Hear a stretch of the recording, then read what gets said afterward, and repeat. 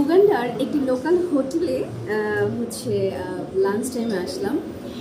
কখনই খাওয়া হয়নি ওদের খাবার, তো আজকে ফার্স্ট টাইম ওদের খাবারটা অর্ডার করলাম। তো একটু পরিচয় করিয়ে দিচ্ছি ওদের খাবারগুলো, ওরা কী কী খায় এবং কীভাবে খায়। এটা হচ্ছে একটু লাঞ্চ মেনু। এই হচ্ছে রাইস, এই হচ্ছে রাইস, আর এটা হচ্ছে মানে কলা সেদ্ধ, কাসাভা এটাও সেদ্ধ, সুইট পটেটো সেদ্ধ, মিষ্টি কুমড়া সেদ্ধ। এই পুরো খাবারটাতে কোনো ধরনের মশলা ইউজ করা হয়নি, এমনকি লবণও ইউজ করা হয়নি, কোনো কিচ্ছু না, জাস্ট সেদ্ধ।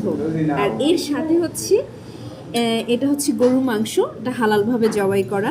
এই জাস্ট ঝোল হচ্ছে মাংস, 2 পিস মাংস আর ঝোল। তো এছাড়াও আরও খাবার আছে, যেমন ওইটা হচ্ছে তেলাপিয়া মাছের মাথা, অলরেডি অর্ধেক খাওয়া হয়ে গিয়েছে। এর পাশে হচ্ছে আর একটা খাবার, এটাও তেলাপিয়া দিয়ে আরেকটা রেসিপি। সো এইগুলো দিয়েও ওরা খেয়ে থাকে।